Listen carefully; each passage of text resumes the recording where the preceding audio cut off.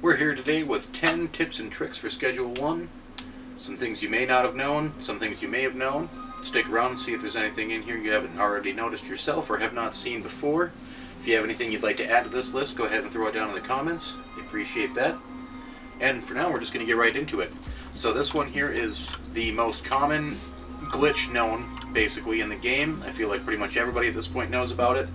But using any doorways, bus stops, anything that limits your jump height can be used to store your jump into a reserve, which then is released once you get out from underneath whatever is holding you down. So here, if we slide our way out, we'll rocket off into space. Now, depending on how many times you jumped will determine how high you go, so if you jump a lot when you do this, expect to wait quite a while to come back down again. You can get ridiculously high. It will take a long time. Tip number 9. You can leave excess cash in all of your supplier's drop boxes, and they will not take it.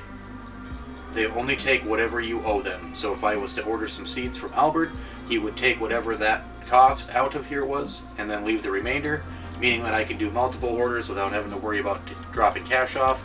He'll just go ahead and take it every time. This is a great way to build your reputation with them.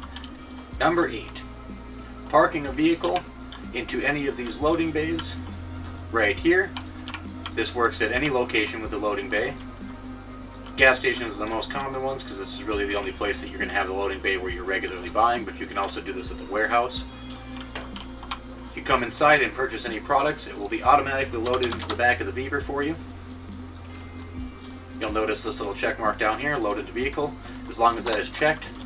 Hold on, I got to drop some money off quick. I did not think to do that. I apologize. Alright. If we make the purchase, it will be automatically loaded into the back of the Viper for us. Just like so. Tip number 7. When dealing with your employees and their workstations, we could assign multiple stations here. You'll notice that's at 8 there. That's because I have some mods installed I've been messing around with. Ignore that. It's 4, usually. Say I wanted to set that chemist to run these 4 mixing stations in succession. Now you can sit here and individually click each one, or using the shift and left click feature, I can select those 3 there. I'll let go of the shift and then click on the final one, and you'll notice all 4 of them are now full. You can do this for pots, drying racks, pretty much any station. You could multi-set them for one employee individually, like I just did there with the mixing stations, or if I wanted to mess with the mixing station and decide where the route is going to lead to after the fact, I can shift click on all of them to highlight them. If I press E on any of them, I can now set all of these settings at the same time. So now all 4 of those mixing stations will have this threshold set at 10, and I can also set the destination, and wherever I place this, all 4 stations will lead to it. Tip number 6. When selecting a quantity for dropping items, products for sale, cash and things like that, excuse me, you could use the shift click option again. So for example, here inside of my employee's briefcase for work, if I shift and right click, it will put a singular stack of 100 in here. If I shift and left click, it will put a stack of 1000 in here. He just happened to take 300. Like so. So if I take that back out, 1 stack of 1000. If you want to do an in-between number, if you hold right click, you can actually pick up the stack, and then using the mouse wheel, you can choose in-between amounts. It goes in 50s for cash until you get down to the 100 mark, and then it will drop to 10s, so on and so forth. This can be done with products as well. We've got this little storage rack right over here.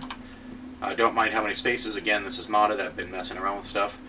If I shift and right click, it will put 1 individual item in there. If I shift and left click, it will put the entire stack. Super useful. Also applies with the mouse wheel here. If I lift it up, scroll the mouse wheel, you can choose how many you would like for picking a specific number. Say I wanted to sell 9 to somebody, just like so. For tips 5, 4, and 3, they are all going to pertain to police. Easiest and most commonly known one by this point in time, I believe, is that escaping the police will grant you an experience bonus. It is dependent upon your wanted level. So if you get yourself to wanted dead or alive, which is the max wanted level you can obtain, you will gain 60 experience every time you manage to escape the police. This can be used as an exploit to maximize your experience gain or to skip some levels if you really need to. Mix this in with the other two tips I'm about to give you, and it will become a very easy way to cheese some experience when you need it. There are specific spots on the map where police cannot access, and there's also a way to pin the police down just like so. If you park a vehicle here in front of the staircase, they are not able to come down those stairs. So I did a little testing earlier on this, and I only ran into one simple issue, and that's mostly just that this car is too small to hide behind, so I was unable to reproduce this very well. I recommend using like the Viper or the truck if you plan to do this for the exploit.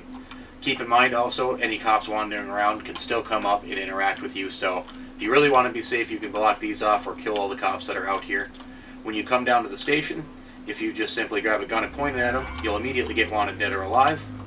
And now if I just creep down over here, they cannot push that car, so they cannot come down the stairs. Those cops are permanently stuck there at the police station. And now me hiding behind this bus, or this van here, means that as soon as I escape the police, I'll gain 60 experience for losing the wanted dead or alive. You can tell this is an extremely easy way to cheese a bunch of experience if you're looking for it, simply by killing all the rest of the cops on the map themselves. Come down here and use this method. You can basically just stand up, point your gun at them, get wanted dead or alive, just crouch back down until you lose them. Easy 60 experience every time you do this.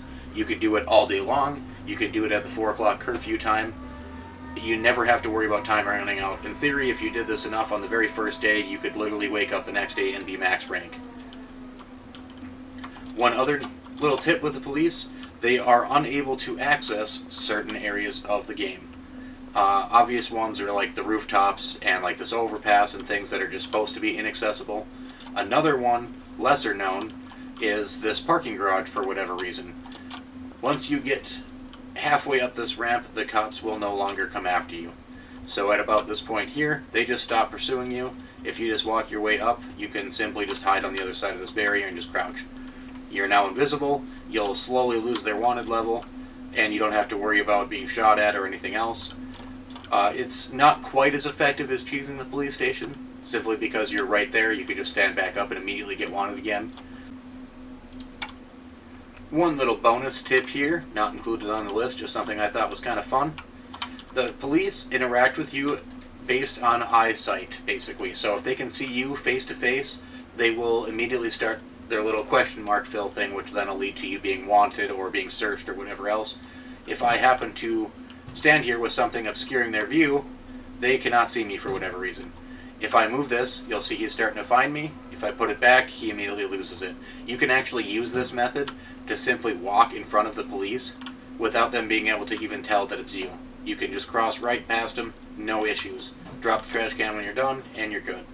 This also works with other objects. It doesn't have to be the trash can. This just happened to be the first one I saw, so I figured I would just showcase that. And you just use that to skip right past him in the middle of the night. And for tips 2 and 1. 2 is based on the suggested value for your products. So as listed here, our standard OG Kush, without having anything added to it, has a suggested value of $38. You can increase this up to 1.6 times or 160% of its suggested value, and customers will still purchase it. So some easy quick math here. Half of 38 is 19, so that would put us at 57, and 10% of 38 is 3.8. So we could safely sell this at 60 or even 61, and the customers would still purchase it. Going above that means that people will start to decline it. It's too expensive. But if you're trying to maximize your profit while still maintaining the same products that you currently have, you can do this with every single one of them. Tip number 1. You do not gain experience based on how much of a product is sold or how much money you sell it for. You only gain experience based on the sale itself. So if you wanted to maximize experience, you could run around and sell one single OG Kush to every customer, and you would still gain the same 20 experience per sale that you would gain by selling 100 or an entire brick of cocaine. If you're trying to maximize your experience gain, that is a very good way to do it. Run around, sell one cheap drug. You can even cut them a discount, and for every sale you complete for the daytime, you will gain 20 experience per sale. That does it for the top 10 tips and tricks for Schedule 1. If you like this kind of content, please like, subscribe. It really helps us out. Leave a comment down below. If there's anything you wanted to add to this list, things that I might have missed, things that you think were also interesting, or just you wanted to share some stories about the gameplay. It's a fantastic game. I know everybody's loving it right now. Feel free to leave that down in the comments as well. And until next time, we'll see you later.